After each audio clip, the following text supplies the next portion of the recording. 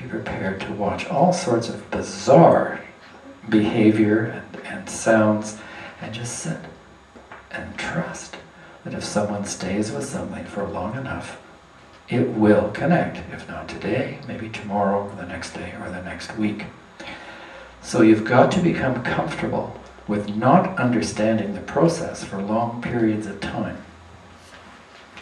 That's valence. And then there's speech management. I have a theory that if you say more than 5 words to a client, you've ungrounded them from the base of their being. And the interesting thing is that I find myself sometimes saying 7 or 8 things in a row, so I've upped it to 10. But in fact, good therapy requires that you say things to people very, very, in a very abbreviated way, in such a way that it inserts itself right into the core. It's the old business of reflective therapy. So, someone tells you this story, and they're in a lot of pain, then you might want to say to them, but they don't recognize it, they're just chatting on, and you might want to say to them something like, that really hurt you. See, simple, simple, simple. I hate to use this, it's like bullets through a target, through the bullseye of a target. If you say, gee, you know, when you went home and saw your dad and he treated you like that, you must have felt really terrible. What's that, about 12 or 14 words? That will totally unground a client from their feelings.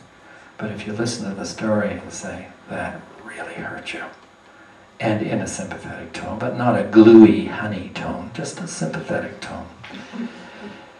The use of brief statements in deep therapy is crucial. And another way to use deep statements is that when someone says, in the course of a conversation, they might be talking about something their mother did, and you know, she really hurt me. And you stop them because you found a nodal point. There's a blip on the feeling scale. And you say to the person, tell your mom, just tell her right now that she hurt you. So you're risking, that's a lot of words.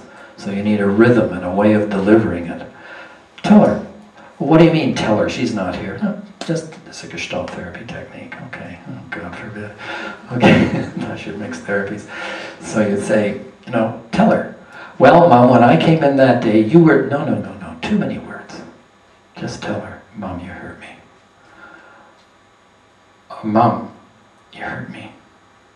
You hurt me. Yeah, shorten it down to you hurt me. You hurt me. You hurt me. You hurt me. And all of a sudden you've got someone feeling down here. So the therapist needs to use very brief communications, be comfortable with really bizarre things happening, and say just the right thing from an unconscious resonance, and then you're working syntonically with your client in great depth. I've got down here therapist satisfaction and power. If you need power as a therapist, if therapy gives you a sense of power, and it does, derive your power from alignment. Derive your power from being so ego-syntonic with your client that you are pursuing an art form, and they are going deeper and deeper, and further. Power is not achieved through control. Power should never be achieved through intrusion. It's for that reason that I put, you remember at the beginning of the lecture I said, there's directive therapy, and I put it way over there. That kind of power, I can't have anything to do with that kind of power. Modeling. We're almost finished. Well, geez, what are we doing? You guys want to go home? Geez, I'm missing a whole page here. Let me just pause for a minute. It's 3 minutes to 10.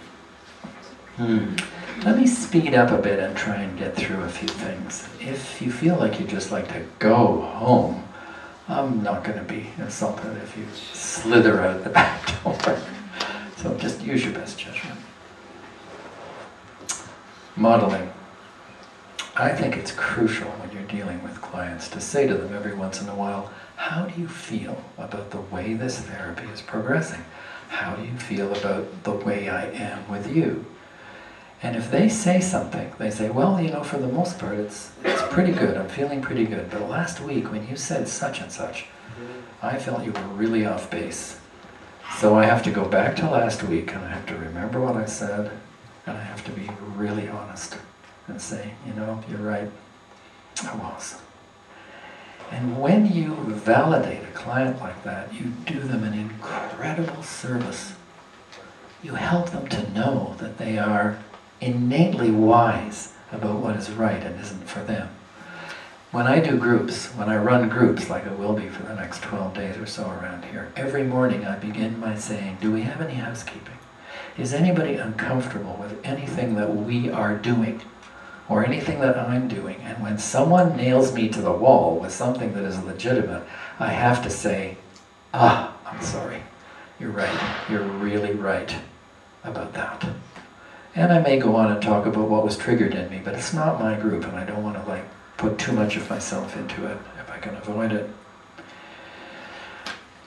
Okay. We're down on the last page here. Course in prognosis. I don't know. Obviously, the more hurt you've been, the more difficult therapy is going to be. But the most important thing I need to say to you is, very deep therapy is not right for everybody. People do go way down there and get stuck. People have written to me about horrible journeys that have lasted for years and years and years. And I think the way to avoid that is to be really in sync with the client and go one step at a time, one association at a time. But you can't guarantee that they're not going to fall into a really deep place. And whether they can integrate and rebuild depends upon the amount of trauma they've had, the amount of love they've had. But for the most part, now maybe I'm offering something here that is just really bad, but for the most part, the next time you're having some feelings and you're feeling real bad about something, you lie down and stay in the feeling and let what comes up come up. Just simple stuff. And stay with it, and stay with it, and stay with it. You may discover yourself remembering something or realizing something, and you may find your body suddenly quite calm. And this business of staying inside a feeling and let it act like a magnet till it draws the insight forward, or sometimes just staying in the feeling until it dissipates, and crying or saying things that may seem crazy. You know, yeah, I am bad, I am bad. You know, somebody says to you, you know, you're a real idiot. You know, and the natural tendency is to say, well, I'm not. But if you lie down and you say, and this is inward now, I'm an idiot, I'm an idiot, I'm an idiot, oh my God. I know it seems crazy, it's a crazy kind of therapy, I'm an idiot, I'm an idiot. You drop down into the feeling of being an idiot, and you discover that, yeah, that's what your uncle used to call you. And it's got some traces in you. So when someone says this or that or the other thing, of course it triggers that stuff. And when you make that connection, or even if you just say it 200 times and lie there until your body will ease. And this is an interesting thing. I don't think I've mentioned this in any lecture before. This brain has a very superior intelligence that has nothing to do with the rational social self.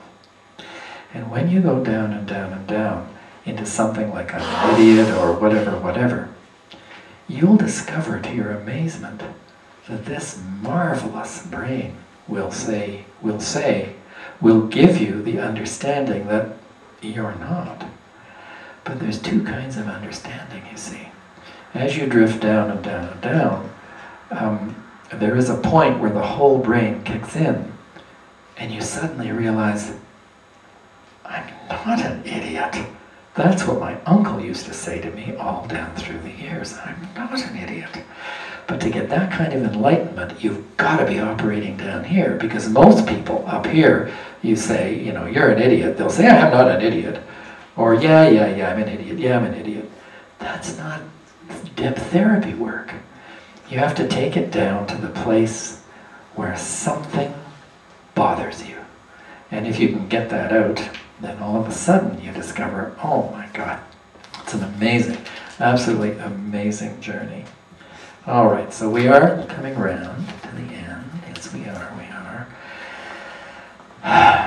Let's see, what would I like to say to you? What would I like to say to you? There's lots of stuff here, but we have to call it a day. Just a minute.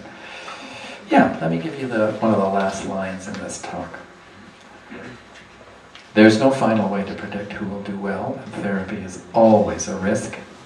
All that being said, however, feeling and body-oriented therapy is the finest therapeutic tool that I have ever encountered in 12 years of advanced training and 42 years of practice.